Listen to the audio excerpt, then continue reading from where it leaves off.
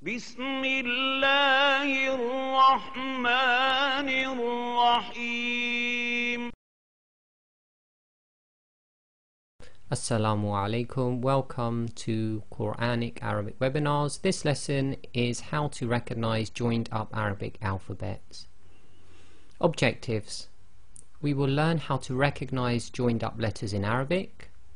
We will see how letters are joined at the beginning, middle and end of a word. And we will see when letters cannot join to other letters. Example of a joined letter. Here we have Jim written on its own, and here we have Jim written at the beginning, in the middle and at the end. So things we have to recognize here is when you have the joined up letters, some of the letter may be lost. So here with the Jim, they've taken the top part of the letter, kept the dot so you know it is the Jim, but dropped the main big curve underneath the letter. And we can see here that Jim itself is allowed to join to the next letter, and itself can be joined to the previous letter. Another example, so here we have the letter Dal, and what we've done here, we've taken the letter Jim, which can join to the next letter, and we've joined it onto the Dal. So Jim can join to the next letter. Dal can be joined to the previous letter. So we've seen that here. However, Dal itself cannot join to the next letter. So we've put another Jim after the Dal, but you can see it does not connect and is not allowed to join. So you'll never see Dal joined up to the next letter, but you can see it joined to the previous letter. So going through the alphabets, if we start with the Hamza, so we have Hamza sitting on top of the Alif. We've got it written here 2 times on its own, Hamza on top of an Alif, Hamza underneath an Alif. Here we have Hamza joined to the Lam, so we have Lam and then Hamza, and it's the Hamza on top of the Alif. And we have another variation which is Lam joined to the Hamza sitting underneath an Alif. The next one is the letter Ba, and we've got Ba joined to itself 3 times, so you can see it joined at the beginning, in the middle and at the end. Again, it's the number of dots that you need to look at to spot the letter itself. Ta joins in the same sort of way. You can see the same curves going on except for the 2 dots. So again, it joins in the middle to the letter before and after. And Tha follows the same pattern. So Ba, Ta, Tha all follow the same pattern. You have to just look for the number of dots to differentiate. The next set of letters, alphabets 5 to 7, is Jim, Ha and Kha. And you can see here they all follow the same sort of pattern. They can join to the next letter and can be joined to the previous letter. Again, look for the dots. The Jim will have 1 dot underneath it. The Ha will have no dots underneath it. And the Kha will have 1 dot above. So in all cases they've just taken the top of the letter, or they draw the whole letter if it's written at the end of a word.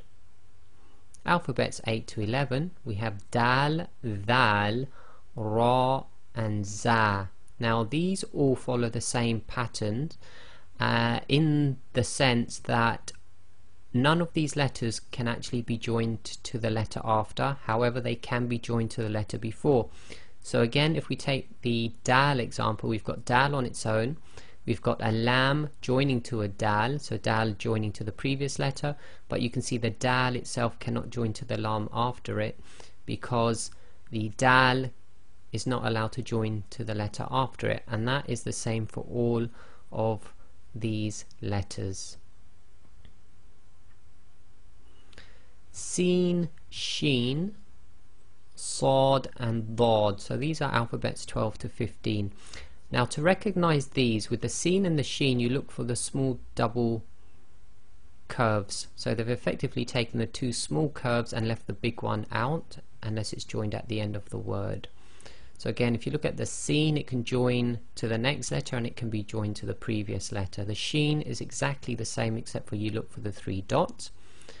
Sod and Dod, they keep the main first loop and drop the big curve after it, and you'll see at the end of the letter it's drawn as normal, so that should be quite reasonably easy to recognize, and the dad will have one dot above every time. Alphabet 16 to 19, so this is ta, dha, ain and ghain.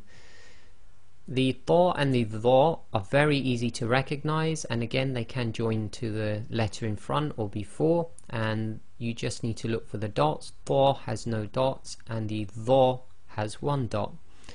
The ain and the ghain are one of the more difficult ones to spot in written format because they change their shape quite substantially. The ain, if we have a look at it, you drop the curve underneath when it's at the beginning of a word, but the middle and ending, you can see the top part of the ain letter itself actually changes to these small sort of filled in curves.